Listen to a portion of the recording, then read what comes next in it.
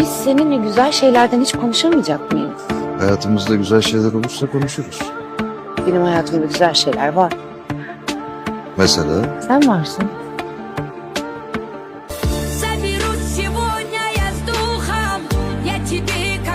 Cavanların çoxu buna həsrətdir, fulun fuludur bu.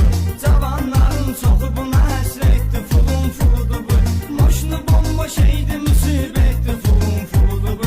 Выбери выход на выбор, тротиловый заряд или пуля на вылет, пуля на вылет, пуля на вылет, пуля на вылет, пуля на вылет, пуля на вылет, пуля на вылет, пуля на вылет.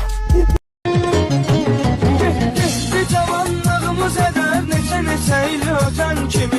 İlləri xatırlayırıq, gəlir bizə dünən kimi. Nə qədər olar abarasılıq, əlimizə pul düşən kimi. İstirahət etməliyik.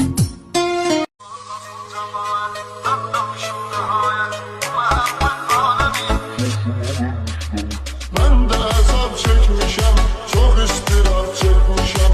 Gün gelipdi hoşuma, ne iş gelip başıma.